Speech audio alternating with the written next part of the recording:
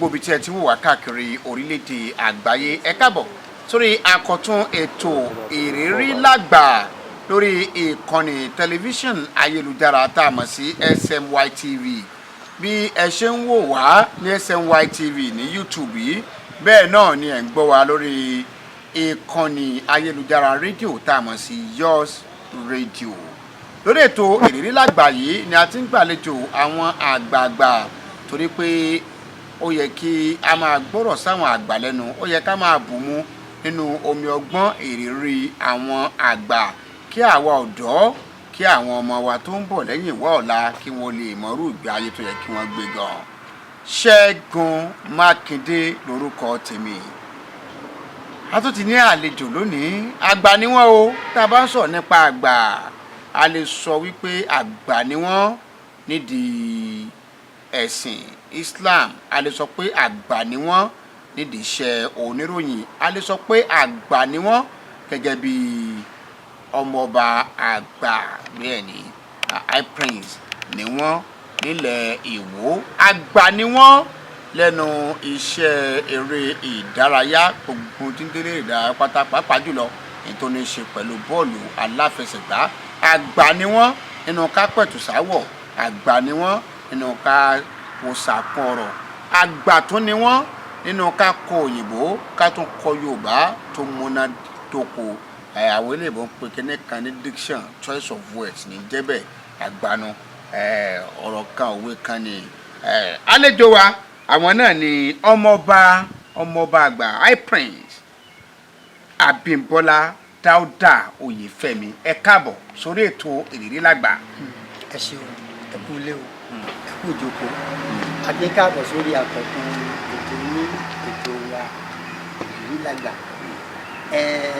ètò tó gbéra sọ àyà ti bẹ́ẹ̀ sílẹ̀ ó ti bẹ́ sáré wọ́n ní àgbà ní Ọlọ́run jẹ́ kí n dàgbà. àgbà ní mo Ọlọ́run jẹ́ kí n dàgbà. àgbà ó túbọ̀ dalẹ̀ ní. mo sì rí i pé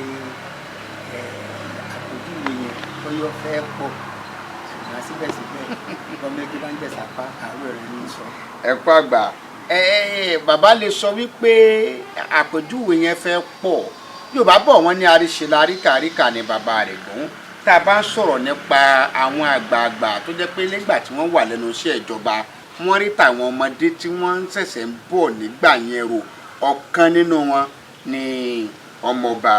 Abímbọ́lá Dáúdà Oyèfẹ́mi tọ́rọ̀ bá débẹ̀ wọn a máa sọ nínú ètò tá a bá ń sọ̀rọ̀ nípa ọmọọba Dáúdà Abímbọ́lá Oyèfẹ́mi ọdún wo la bí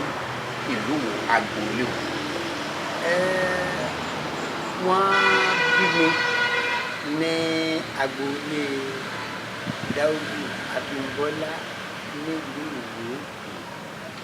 ní nǹkan tó dún pẹ́sẹ́pẹ́sẹ́ ní 50 ọdún sẹ́yìn. 50 ọdún sẹ́yìn 1956 àti wọn fi nílùú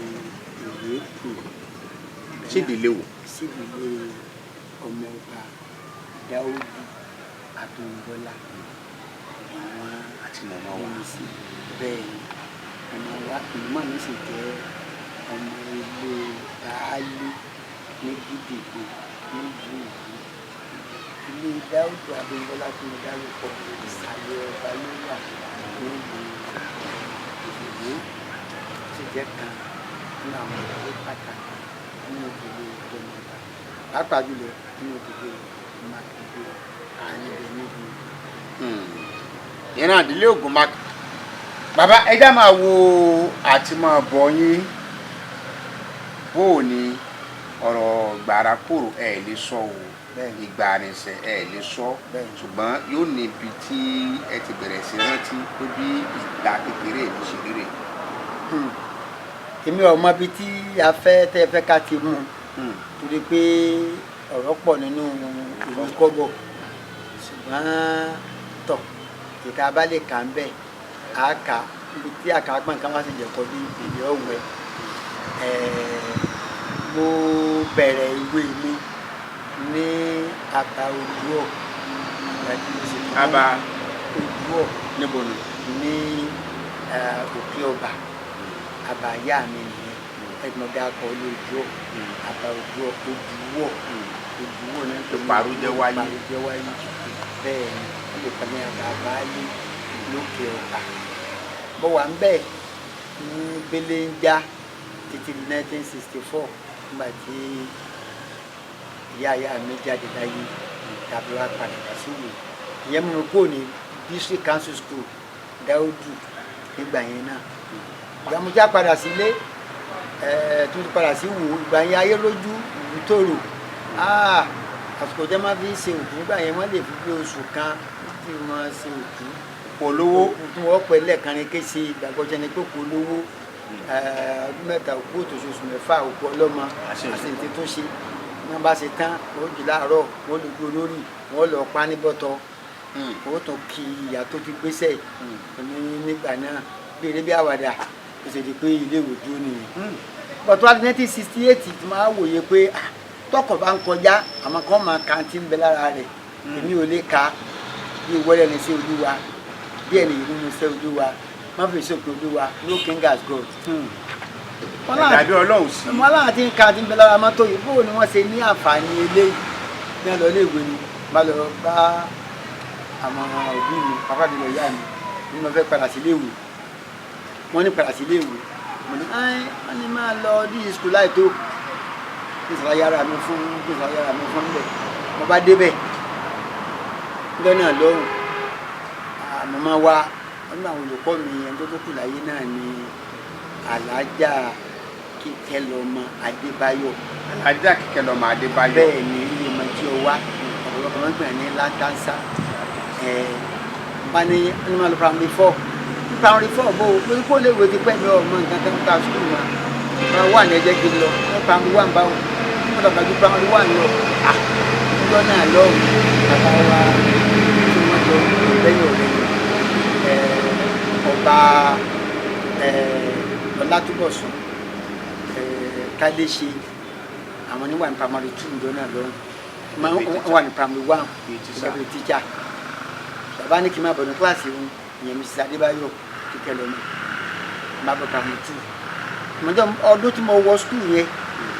náà ni mo wọ skul football team ọjọ́ yìí náà mo di class captain. ẹ̀yin lẹ́yìn dàgbà jù kíláàsì. mo rò pé wọ́n rò pé bóyá mo dàgbà pé nǹkan ó sì yé mi sí. màá ń gbá bọ́ọ̀lù wọn kó bọ́ọ̀ kan ní Ọmọlérè Toronto àgbàbá wa Ọlátúbọ̀sún Tádéṣe wọ́n bá ní Dáú ọ̀gbà tó Toronto máa gbá fún football team. wọ́n ní school team tẹ́yìn bá gé senior wọ́n fẹ́ máa nà yan wọ́n ní ara wọ́n bá ké sí ẹjọ́ pé Dáúdà yẹn tó bá gé tó bá nà yóò rí fún ojú mi o nítorí náà ní a ṣe tì níbọn ní ìpele alákọ̀ọ́kọ́ ẹlẹ́ọ̀kọ̀ọ̀kan alákọ̀ọ́kọ́ níbẹ̀ lọ́wọ́ fẹsẹ̀ gbá fún district council school láì tó wù mí mo sì rò pé mo kópa níbi fẹsẹ̀ wọn ṣe àkọ́kọ́ láàkọ́kọ́ ní láàrin àwa àti district council school Marino 1968 ní ọdún yẹn bó ṣe ń lọ wẹ́rẹ́wẹ́rẹ́ nìyẹn tí mo fi parí ní school ọdún màá dẹ̀ parí èmi ní football captain èmi ní school janitor èmi ní agri prefect kò sí yàn bẹ́ẹ̀ mọ́ ni àwọn akẹ́kọ̀ọ́ yòókù nǹkan. wọ́n wà ń bẹ̀ ṣùgbọ́n akẹ́kọ̀ọ́ kan ń bẹ tó jẹ́ pé ó dá sásájú mi lọ nípa àwí òkan ní máa gbà òkèjì ní máa gbà mú lélé ilé ìwé ṣáájú rẹ̀ orúkọ rẹ̀ níwà ìlú Bákàrí ọmọ Ẹdẹ ni kọ́lọ́ọ̀nù fọ̀nù kẹ́tọ́ mo tún ṣèèṣì rí lẹ́ẹ̀kan 1979 nígbà tí mẹ́ka pé mo bọ́ ti nǹkan lọ sí Ẹdẹ ká gbé ìgbésí Morning Star àwọn ló ti jáde láyé báyìí so bá a ṣe ti gbéwé alákọ̀ọ́bẹ̀rẹ̀ tó ti parí nìyẹn. mo bọ́ sí local authority commercial modern school ní 73 ẹ lọ sí a sì gbìyànjú ní ìpele tí a wà tí wọ́n kà wáyé kọ́mọ̀jọ pé yẹn fẹ́ ní ròyìn ara yìí. ẹ ròyìn ara yìí. àṣàgbìyànjú kódà wọ́n tó kọ́ wòye pé àbẹ̀káfà àmọ́ yìí ní gbígbé kan síbi kàtà pé tó promotion wọ́n bá ní pé àmọ́jà sí bẹ́ẹ̀ o wọ́n bá yà máa sakọ ní ká máa bá lọ sí ká máa bá lọ náà ṣùgbọ́n tó táwa wọlé iná ni ìsìnkú padà kú ní December to September bẹ̀rẹ̀ ó jẹ́ kí líle wa yá mo lè gbàbọ̀ fún local authority commercial modern school Ìwó mo lè jẹ́ kan náà àwọn tí máa ń fọ̀rọ̀ yúrọ̀ tá ń pè ní dèbítà ní níbẹ̀ yìí wọ́n ṣàríyànjiyàn tí wọ́n á kà mí ìdílé ẹgbẹ́ àwòrán a parí. àti kékeré tí mo ṣe ìròyìn náà mọ pẹ̀lú ṣe bọ́ọ̀lù aláfẹsẹ̀gbá. àgbà ọlọ́run bọ́ọ̀lù sí kéré díje bọ́ọ̀lù aláfẹsẹ̀gbá kéré ní modern school mọ́kàn náà tá a gbá láàrin àwa àti modern school kan ní Òkò 1975 àjọgbá ni ọdún náà ni mo sì parí fìdágá ó di Baptist College Ìwó Baptist College Ìwó ọlọ́run á tó pé kí a wá lọ́kọ́ṣe olùkọ́ni onípò kejì ọlọ́run á tún ràn mí lọ́wọ́ pé aláfẹsẹ̀gbá náà kí n tún hàn ìfẹsẹ̀wọnsẹ̀ kan tó wá wáyé tó di mánì gbàgbé tó wá di pé ó jẹ́ kí n lókìkí jáde-jáko 1977-78 tí aláǹsì ayẹyẹ ọgọ́rin ọdún tó ń dá Baptist College wọlé abáníká ṣe ìfẹsẹ̀wọnsẹ̀ lọ́rẹ̀ẹ́sọ̀rẹ̀ láàrin àwa àti St Andrews College Ìbàdàn sí Wesley College Ìbàdàn ambassador wa mama bukiru kele lẹ́yìn atọ́kùn bá ní wọ́n fẹ́ náà mọ́lé ṣùgbọ́n gbà tó lọ́wọ́ ṣe bí n bá rí páàsì kan lọ́wọ́ fúnbọ́ kápẹ́ wa Theophilus Ládòkè Àjàlá Ògbómọ̀ṣọ́ ni gòkìpá rògbò máa gba sọ́tún wọ́n gba sí apá òsì rẹ̀ ní ariwo bàtà ìṣẹ́jú márùn-ún tí wọ́n rù mí báyìí wọ́n ògbómi sọ̀kalẹ̀ mọ́ nígbà yẹn. ẹ gbà wọ́n lẹ̀ lọ́wọ́ ìfìdírẹmi. ìdójútì àti ìfìdírẹmi àti ìbáyọ ẹni jẹ́ ní kájọ̀dún là ń ṣe ó jẹ́ kí àwọn onífẹ̀ẹ́ sí mi púpọ̀ kódà tí kì bá jẹ́ pé nǹkan tí ò yé wa á ní olùkọ́ jẹ́ ń pè ní Mr. Kureshi olówó máa lọ sílẹ̀ òkèèrè láti lọ gbá bọ́ọ̀lù jẹ wá rò pé ẹ máa lọ gbé apá abáni ayé ò tí ì lajú ńgbà náà bàjẹ́ parí ni àmọ́ parí mọ́ bẹ̀rẹ̀ sí olùkọ́. ẹ bá gbẹ fún mú ní Ràbájì gan ìbò lẹ́tì. ilé ìwé mi àkọ́kọ́ òun ni St. John's Primary School Ìkirè Ilé ṣùgbọ́n èmi wòye pé èmi máa gbé bẹ́ẹ̀ olùkọ́ tó kọ́ mi ní primary school ní 1970 olùkọ́ ajẹ́ master ní school yẹn bàjọ́ pàdé náà ti kúrò kúrò bẹ́ẹ̀ nìyẹn ọba di ní ṣe council school Fágbà Ìwó ìwó là tó kó òrókòtó wọn á wò pé bẹ́lẹ̀ ìsíwárí ń béèrè fún ìgbéni padà sí ìgboro kí ló kábàbí ò sí sùn lójú fẹ́ máa bó ti gba dc mo fẹ́ fi kàwé má padà sí district council school Olúkọ̀tún Èkó ní January 1979 mo padà síbẹ̀ àti bẹ́ẹ̀ bọ̀ bẹ́ẹ̀ títí ní February Wednesday 1982 ma bọ́ sí local authority commercial modern school níbi tí mo ti jáde modern school mo alábàá náà ti lọ kọ́ àwọn tó jẹ́ ìpele kan fún modern school 1982 ó sì kọ́ àwọn ìpele àkọ́kọ́ fún secondary school nílé ìwé yẹn náà. ìbòlẹ̀ kò lẹ́nu iṣẹ́ olùkọ́ ìbòlẹ̀ tó ń gbà lọ. ìgbà mo á kó bẹ́ẹ̀ yẹn màá tẹ̀síwájú ìmọ̀lá admission University of Ilorin ní Thursday November 17 1982 mo lè ṣe University of Ilorin. University of Ilorin wá tún nìyí àgbà tí mo rí pé n tí mo lọ ṣe lọ́ọ̀ mo ti rẹ́sẹ̀ wálẹ̀ tọ́kàn ti balẹ̀ má tún jábọ́ lu ìgbà yìí náà wá kọjá sàní ilé ẹ̀ta torí pé mo ṣojú University of Ilorin nífẹsẹ̀wọnsẹ̀ àkọ́kọ́ tí wọ́n pè ní Pepsi-Cola NFA organized football competition among tertiary institutions in Nigeria 1986 ní àgbà àṣekágbá rẹ̀ National Stadium ilé ìgbìmọ̀dé bí ìdá ìgbìmọ̀dé Kwara Poly ìgbìmọ̀dé Òwò ìgbìmọ̀dé Port Harcourt kàtòkè pé àṣẹ àṣekágbá àwọn àti ẹ̀sọ́kọ̀ àgbègbè rẹ̀ ní àṣekágbá Agẹ̀sìn University of Ife àwọn lànà àṣekágbá. jákèjádò Nàìjíríà ní lápá ìtàkùn lórí láfẹsẹ̀ gbà mo lè parí University of Ilorin. ẹ̀kọ́ wo lẹ kọ́ ní àwọn fáfitì mo lè tún gbá pẹ̀lú ilé-iṣẹ́ iléepo ní Ìlọrin àwọn náà pèlè àkọ́kọ́ mo sì ọ̀tọ̀ lórí olóògbé authority ní kóòtù mi àkọ́kọ́ fún yunifásitì Bàbá Àlàdé Kàlálà ní kóòtù mi ní yunifásitì mo kẹ́kọ̀ọ́ nípa ẹ̀kọ́ nípa ẹ̀sìn Islam ní University of Ilorin ní mo ti wá parí mo bẹ̀rẹ̀ iṣẹ́ olùkọ́ ní Àpápá Ọ̀dàn community high school ní Àpín local government council tí wọ́n sọ̀kalẹ̀ lórí ọ̀rọ̀ ìyàsọ́nà Ìwàrí ìkápẹ́ ní ọ̀nà Ọ̀gbọ̀ngàn nígbà tí àṣìbẹ̀ yẹn àkàbàrò àkàn Ọ̀gbọ̀ngàn àkàn kalẹ̀ tán ìyànà Ìwàrí ní school Àpápá Ọ̀dàn ló wà ní ìmọ̀gbà títí tí mo sì tún ìgbìmọ̀ gba sípò padà wá sí Ìwó ní 1988 ní Anwar Islam Grammar School àti bẹ́ẹ̀ mo wá sí Baptist High School ní 1994 ní October 1997 lọ sí Ọ̀ṣun State Sport Council bẹ́ẹ̀ mo ti ṣe é dìbò sí. Ọ̀ṣun State Sport Council gẹ́gẹ́ bí kíni. mo kí wọ́n á tó di pé wọ́n á kú torí pé bá a ti wọn sọ́dọ̀ àwọn ọgbà ẹ̀kọ́ ìbùtọ̀ gbọ́dọ̀ rà gbogbo àwọn ẹgbẹ́ gbábọ̀ tí mo gbábọ̀ fún ní Ìwó mo ti ń kọ́ ma mo gbábọ̀ mo gbá fún Ọ̀gbẹ̀rẹ̀ football club mo jẹ́ balógun fún ọdún 8 mo gbá fún Atẹnigbọlá football club Ìwó mo jẹ́ balógun fún mo gbá fún Sàmùtàmọ́kẹ́nà football club Ìwó mo jẹ́ balógun fún ẹgbẹ́ gbábọ̀ tí mo gbábọ̀ fún olówó àgbàdẹ Ọ̀ṣun State Sport Council gẹ́gẹ́ bí alukoro fún ìpínlẹ̀ Ọ̀ṣun. nǹkan kan ni ó jẹ́ kẹ́ ẹ dépò alukoro Islamic studies lẹ́lẹ́sì ní fáfitì. tí mo fi débẹ̀ ni wípé sẹ́mi wípé èèyàn gbọ́dọ̀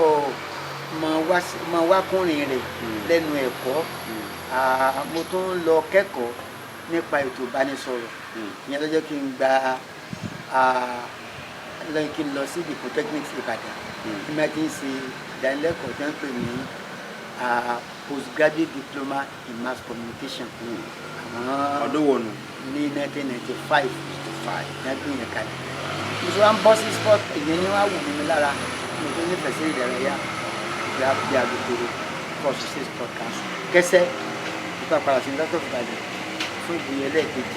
ìgbà lọ fún MCA Master in Communication and Language Arts Ìbàdàn University of Ibadan níbẹ̀ so bí ẹ̀kọ́ ṣe lọ nìyẹn. àdúpọ̀ ẹ̀kọ́ ẹ̀yáwó ni àjọ yín ní Sport Council. ẹni Sport Council Ọlọ́run ràn mí lọ́wọ́ púpọ̀ o láì jẹ́ kí mo ṣàṣọrégbè tàbí àṣọgbànú kó fi tàn balẹ̀ o torí pé mo láǹfààní pé mo jẹ́ ẹni àkọ́kọ́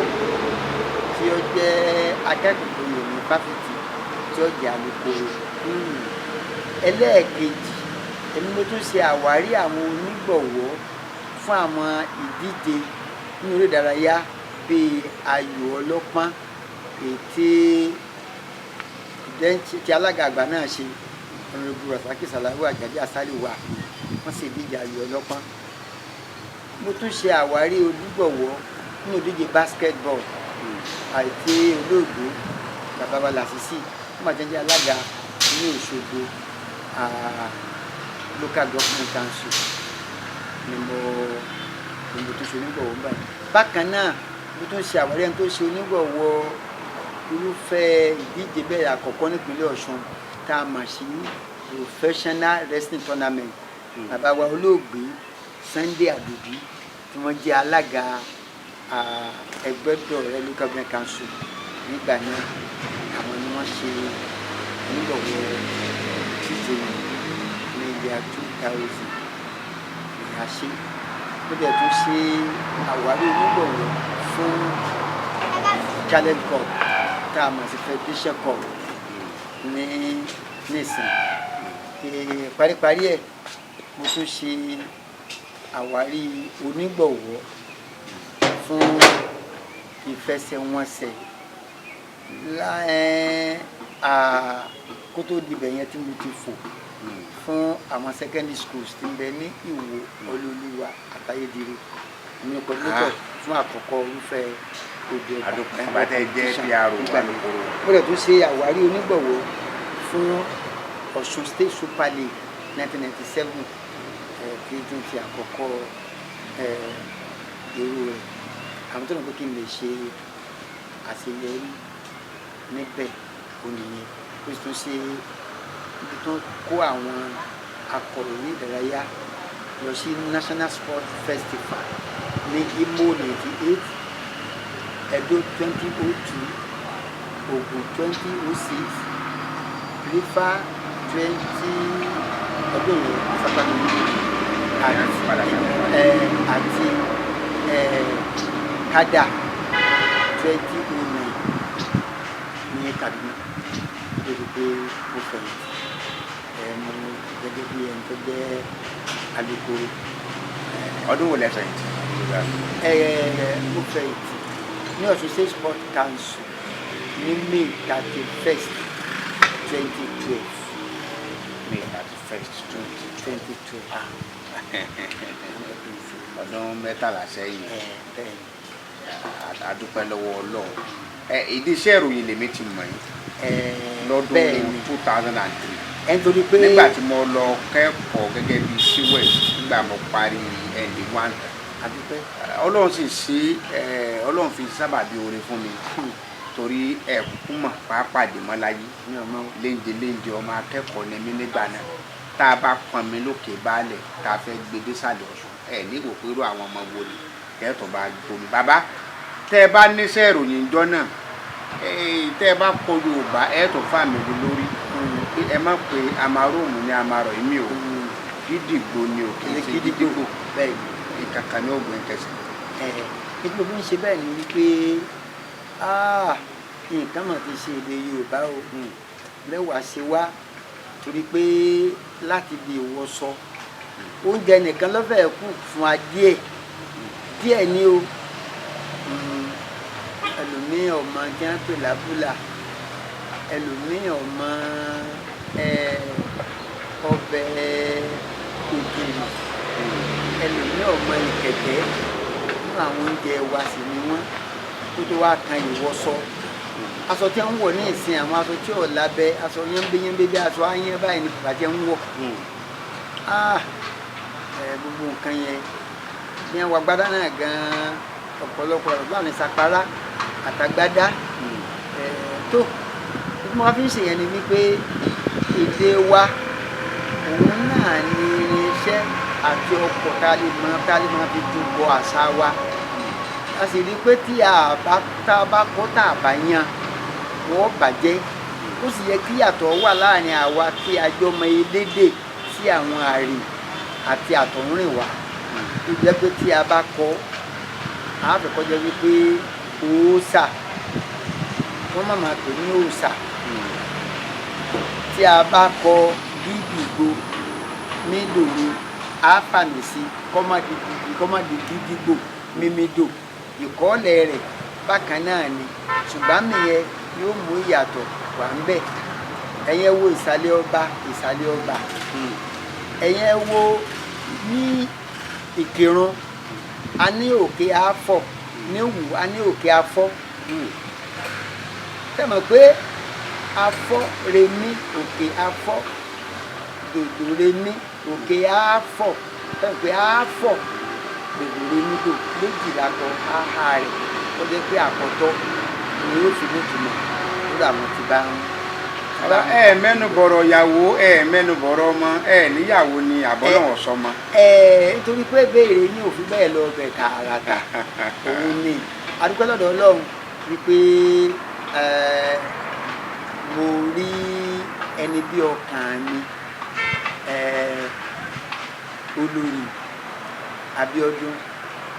Abímbọ́lá tí a sì ṣe ìgbéyàwó ní ọjọ́ kẹrin